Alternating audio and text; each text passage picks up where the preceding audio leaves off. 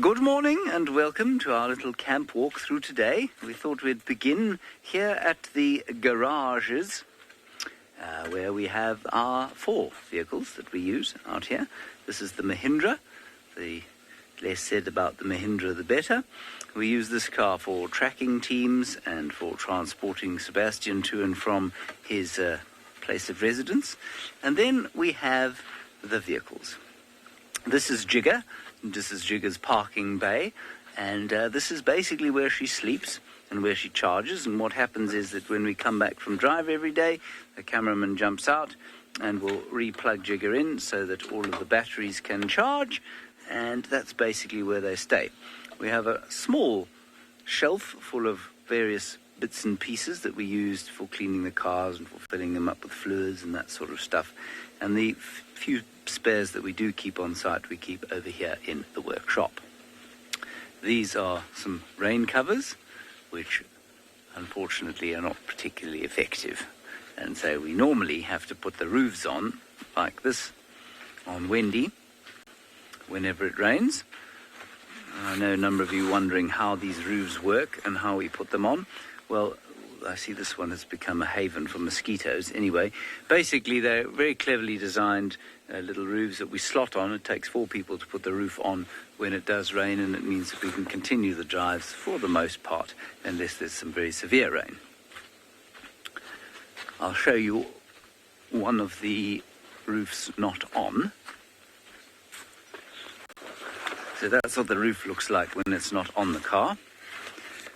And you can see it just takes 4 people to pick it up and put it on, and that's how we carry on. So that's basically the workshop or garage side of what we do over here. Sebastian, are you going to be able to fit through here with the antenna on?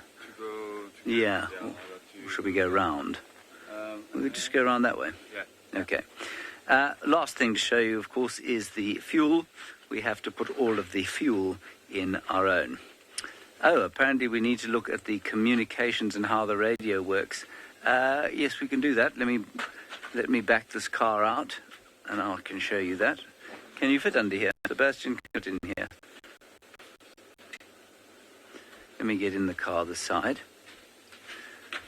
This is one of the things that plagues us most, is people who treat the garage area as a repository for their cutlery and crockery. It is deeply irksome to someone like me. Okay, come through here if you can, Sebastian.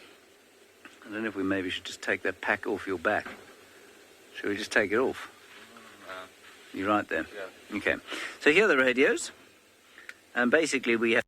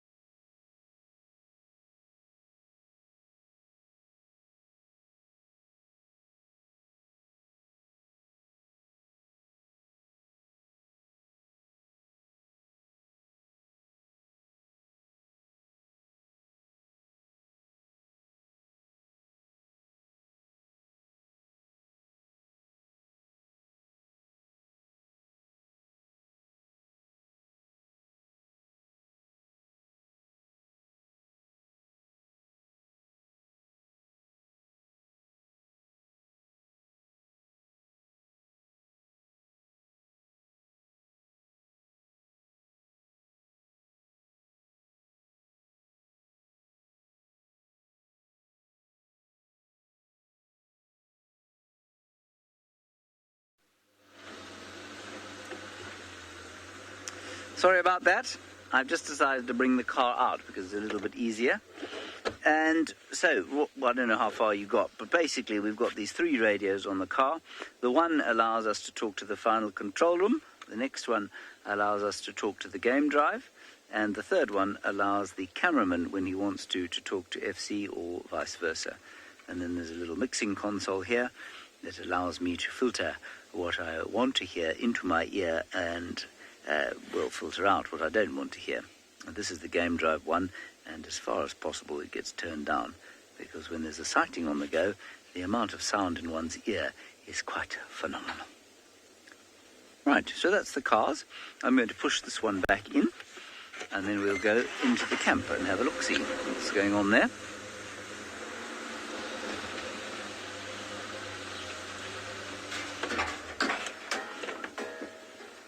We might also find the person who put that piece of crockery over there. Are you right there, Sebastian? You've lost your radio, have you? Thank you. Here we are. Let me just plug this in, because they do need to charge, if not every drive, every 2 drives or so. Consulting detective, you say this is a neat setup. I think you're using the term neat in terms of clever and, quite sort of interesting, as opposed to actually neat, because there's quite a lot of non-neatness going on. We need to do a little bit of clean-up. Today is Washdown Wednesday, which means that we will be doing a clean-up of the cars and the tech room and everything else a little bit later. Why don't we do that way and then go round into camp, Sebastian? So let's go up towards the final control room, which unfortunately is no longer occupied by the ladies of the final control. Here are the staff cars. Marcel's, Kia, Seb's, Steph's Hardbody, Tristan's Hilux, our Triton, Mitsubishi, and Jamie's RAV4. There we go. Some planted trees, and now, everyone, the gym. Here it is. Here is the gym of which we speak quite frequently. Isn't it amazing? Here are our weights. This is the weight that I use. It's about the right mass for me. Yeah, that's about as heavy as I'm able to lift. That explains the biceps. It explains the biceps. And here we have the rings, which we like to swing on, don't we, Sebastian? Yeah. Whee! Yes, that was an attempt at some sort of obstacle course. So that's the gym. We're coming in. No, we're coming in here now. Ah, yes, sorry, before we go in there, we must do the memorial wall. This is a wall of remembrance to largely the initial, I suppose, viewers of Safari Live, who are stretching back some 10 years in some cases, who have passed on. And their names are here on the wall. And this was a special girl who we knew from age 7 she was, and she unfortunately died of cancer, aged just 9. That was young Gracie. That was about 2 years ago now. Anyway, so these people have all made a contribution one way or another to Safari Live. And they are immortalised on the memorial wall.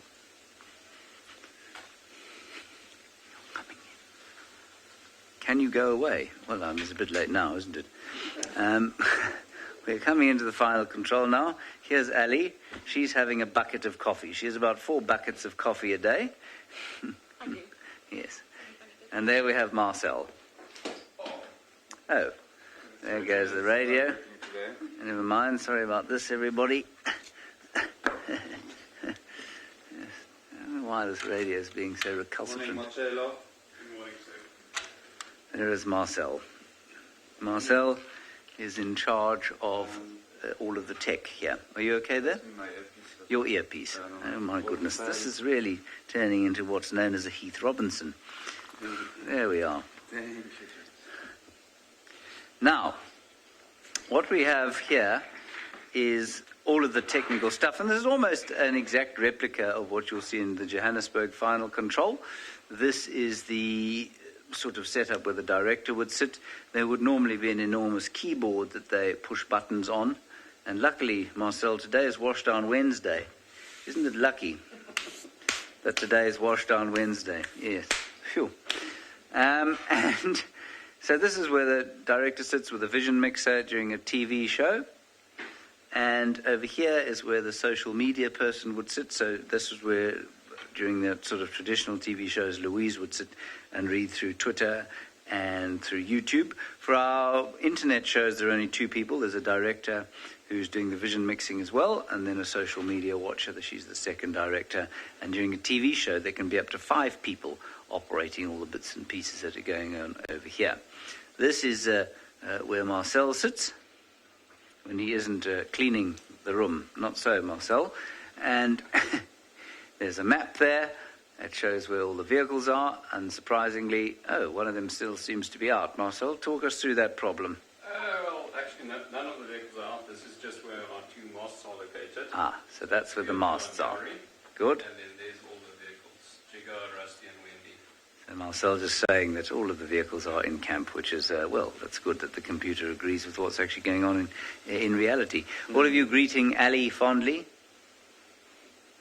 There is Ali again. Good. Working hard. Working like a slave. And then there are other bits and pieces of, stuff we need. The cameramen log all their footage over there. That gets sent via the ether through to Johannesburg. There are a number of soft toys there. Many of you asking why FC was banished from the bush. It's because they're so unpleasant. That's why we sent them back to Johannesburg. No, we sent them to Johannesburg because it just makes more sense if we're broadcasting from more than one location to be in Johannesburg. Here is the naughty corner. Yes, this is where we close people when they've behaved themselves badly. And you can see that the ultimate device of torture in here is not, in fact, the padded cell, but the fact that in the base there you can see that a rodent has taken up residence. And so to be closed into this tiny space in the pitch darkness, knowing that a rodent could emerge at any moment, is very scary.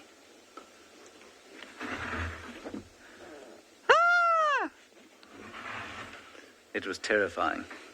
This is actually the voice booth. This is where we do our recording of voiceovers. You can see it's got nice steamy red lights. We're not sure what to do about that rodent. Right, that was the final control. You may now come and have a look at the tech room if you so desire.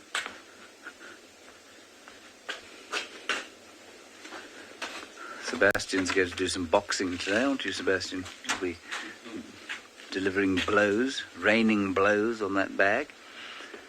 Right, come in here. I'm not going to try and vaguely talk you through everything in here because, well, it's beyond my capabilities. My 1 megabyte brain doesn't take it all in.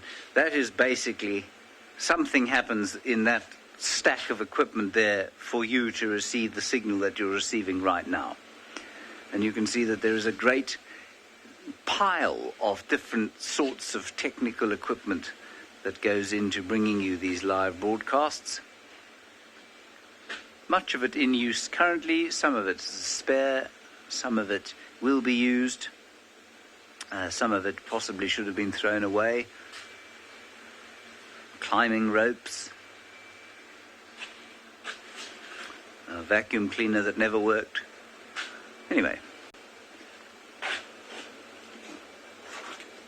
so lots going on in here, and really it is quite an intimidating amount of technical equipment that we have in here. Aegis, this is Gendre's dream room, in fact. Gendre occupies half of it, and the tech team occupies the other half of it. Now, let us go through to the camp.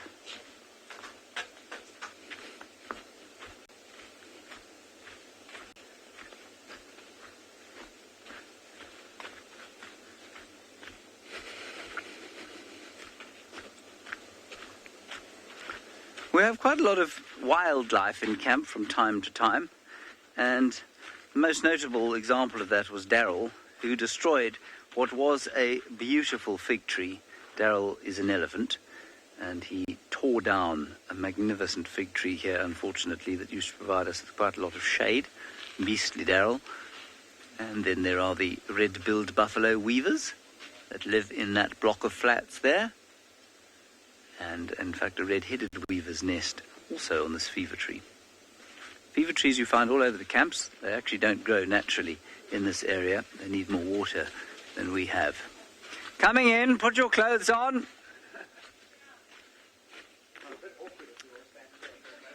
There, look, everyone is standing. Isn't that exciting? Steve's got his sunglasses on.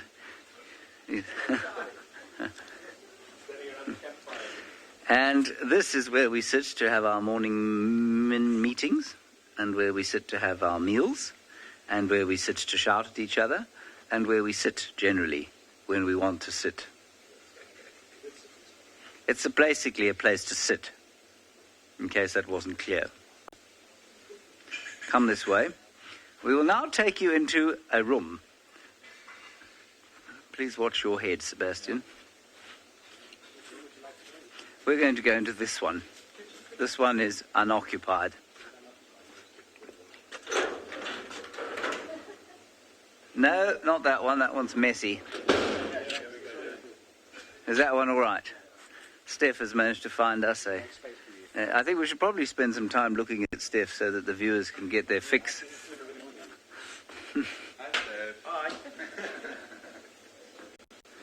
Yes, exactly. Apparently everyone is now freaking out because they want to look at Steph. Just show them Steph a bit longer. Give the people what they want.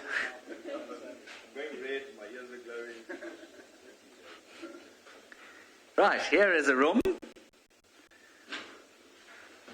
This, you'll be surprised to hear, is a bed. And this is what we do on our beds. Are you watching?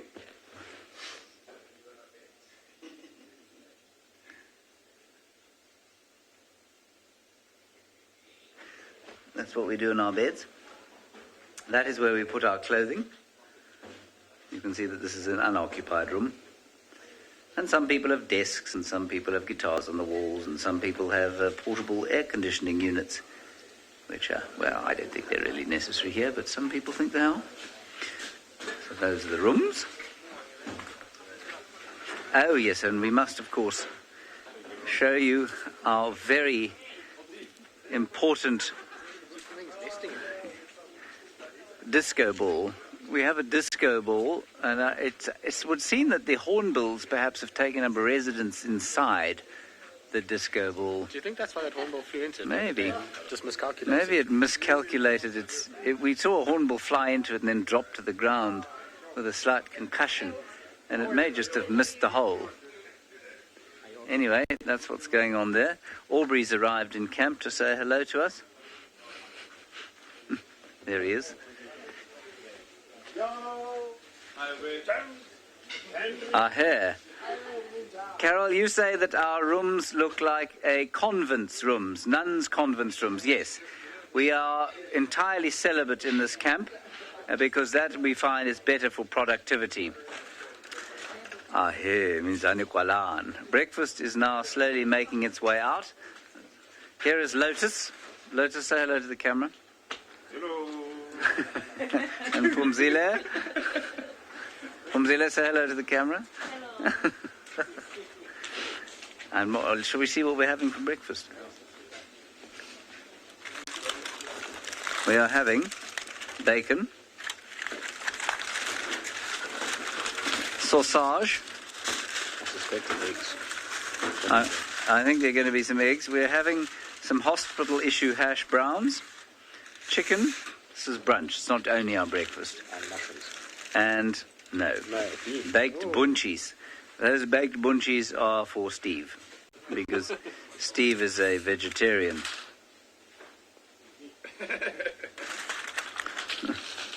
Spotlight Steve. Now, let us go. I suppose we could have a quick look at the kitchen. Are you able to make it into the kitchen? Oh, sorry. Here is the kitchen. Sebastian is now stuck. He's unable to stand up straight. Anyway, this is the kitchen in which all our delightful meals are cooked. We really do eat very, very nicely here.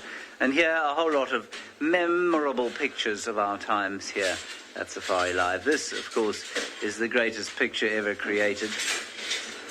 A combined effort finished by Kirsten McLennan Smith. Some of you may recognize it.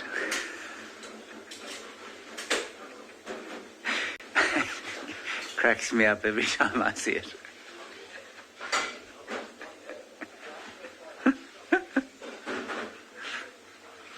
All righty. That's it, everybody. That is going to be the end of the tour. So we'll just have one last look at everyone else, and they will wave fondly at you as we bid you adieu. And then maybe you could finish the broadcast by awkwardly framing David. Is that okay? Right. Say goodbye, everybody. Bye. Now just awkwardly frame David until we're all fair. Just so you know what it's like.